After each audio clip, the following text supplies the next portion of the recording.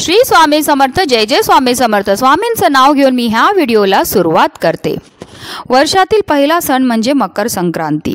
आनंद देणारा सण म्हणून संक्रांतीकडे पाहिले जाते. यावेळी देशात विविध ठिकाणी पूजा अर्चना, विशेषतः गंगा स्नान, दान धर्म केले जाते. महाराष्ट्रात 3 दिवस संक्रांतीचे पर्व साजरे केले जाते. संक्रांतीच्या आधीचा दिवस म्हणजे भोगी, त्यानंतर संक्रांत आणि नंतर किंक्रांत. हा सण संपूर्ण भारतामध्ये विविध नावाने साजरा केला जातो.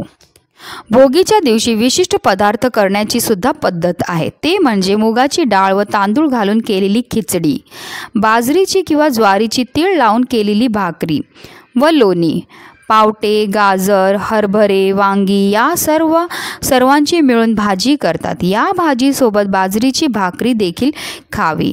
बाजरी उष्ण असल्याने ती हिवाळ्यात खाणे फायदेशीर असते.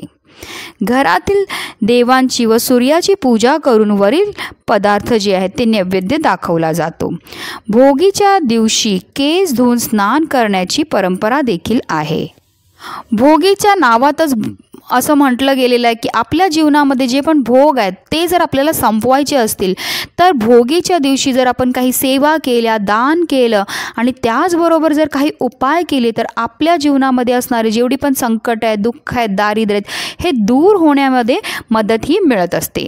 आणि म्हणूनच आपल्याला हा दिव्याचा एक प्रभावी उपाय करायचा. आपल्याला दिवा लावताना दिव्यात ही एक वस्तू टाकायची आहे. तसं केल्यामुळे फक्त 1 दिवसामध्ये आपली कठीणातली कठीण इच्छा तर पूर्ण होणारच आहे, पण आपल्या जीवनामध्ये असणारे जेवढे पण भोग आहे, दुःख, दारिद्र्य, अडचणी सर्व नष्ट होणार. अतिशय प्रभावी असा उपाय ज्याबद्दल सविस्तर माहिती मी तुम्हाला ह्या व्हिडिओमध्ये देणार आहे. तो व्हिडिओ पूर्ण पहा आणि जर माझ्या चॅनलवर नवीन असेल तर चॅनलला सबस्क्राईब करा आणि शेजारी बेल आयकॉनसुद्धा प्रेस करा, जेणेकरून तुम्हाला माझ्या नवनवीन व्हिडिओचं नोटिफिकेशन हे मिळत राहील. दिवा हा प्रकाशाचं प्रतीक आहे. दिवा हा ज्ञानाचं प्रतीक आहे. दिवा हा तेजाचं प्रतीक. आणि ज्या घरामध्ये दररोज दिवा लावला जातो त्या घरामध्ये कधीही कोणत्याही प्रकारची नकारात्मकता राहत नाही. आणि म्हणूनच आपल्याला दिव्याचा हा प्रभावी उपाय करायचा आहे. तर सगळ्यात पहिला आपल्याला हा उपाय का करायचा आहे ते सांगते.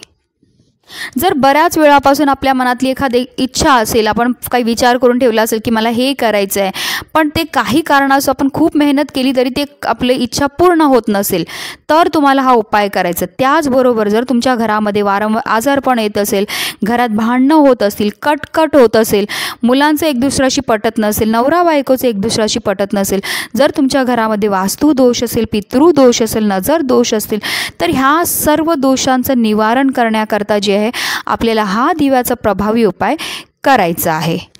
कारण अगदी तुमच्यापासून माझ्यापर्यंत प्रत्येक जणांना असं वाटतं की आपल्या घरामध्ये सुख समृद्धी नांदली पाहिजे. त्याच्याकरता आपण खूप मेहनत करतो, खूप कष्ट करतो, पण बऱ्याचदा काय होतं आपल्या कष्टाला आपल्या नशिबाची साथ मिळत नाही.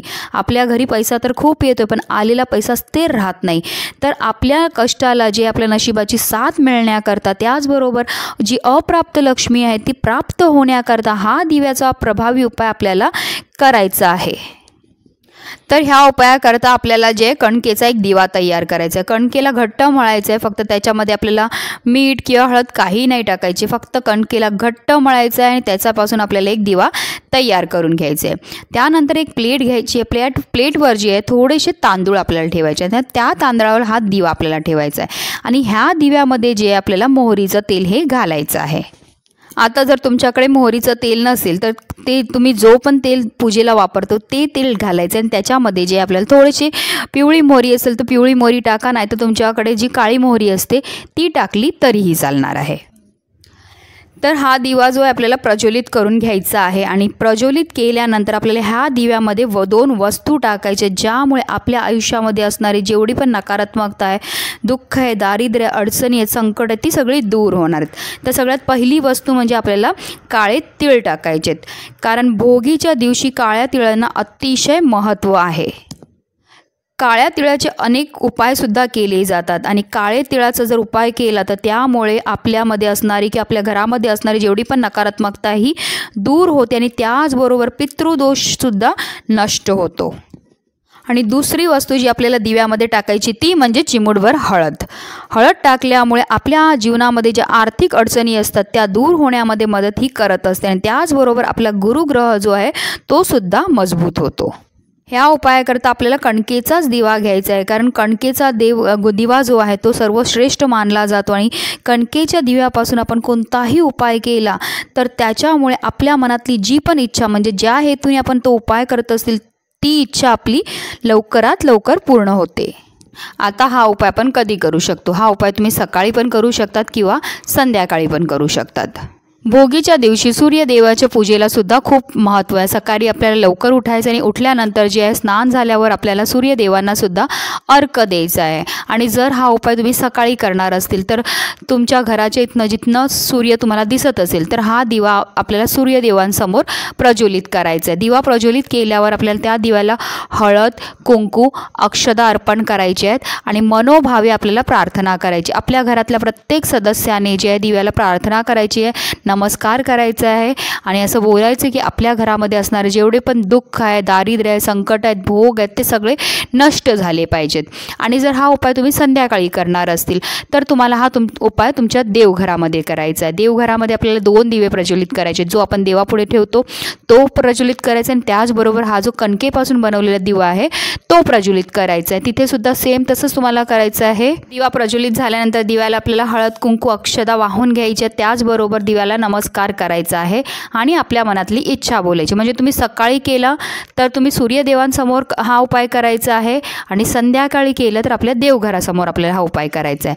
आणि दुसऱ्या दिवशी म्हणजे हा दिवा शांत झाल्यानंतर दुसऱ्या दिवशी आपल्याला काय करायचं, तो दिवा उचलायचा आहे आणि एखाद्या झाडाखाली नेऊन ठेवायचं जेणेकरून किडे, मुंगे, पक्षी ते तो दिवा खाऊन घेतील. आणि त्याचबरोबर त्या दिव्याखाली जे आपण धान्य ठेवलेले ते सुद्धा आपल्याला त्या झाडाखालीच टाकून द्यायचं आहे. अतिशय साधा आणि सोपा उपाय आहे, पण हा उपाय केल्यामुळे जे आहे ना आपल्या जीवनामध्ये असणारे सर्व भोग, सगळे त्रास, सगळे संकट, सगळे अडचणी दूर होतात. कारण हा जो दिव्याचा उपाय हा केल्यामुळे जे आहे आपल्या जीवनामध्ये असणारे दोष हे नष्ट होतात. आणि आपण जेव्हा हे दिवा जो आहे कणकेचा दिवा आपण पक्ष्यांना वगैरे खायला देतो त्यामुळे आपल्यावर माता लक्ष्मी ही प्रसन्न होत असते. आणि धनाची देवी जर आपल्यावर प्रसन्न झाली तर आपल्या जीवनामध्ये कधीही कोणत्याही प्रकारचं दारिद्र्य राहत नाही. आणि म्हणूनच जे आहे अतिशय प्रभावी असा हा उपाय पुन्हा एकदा सांगते, प्रत्येकाने भोगीच्या दिवशी आवर्जून करा आणि व्हिडिओ जास्तीत जास्त लोकांपर्यंत शेअर करा जेणेकरून सगळ्यांना ह्याचा लाभ मिळेल. श्री स्वामी समर्थ. जय जय स्वामी समर्थ.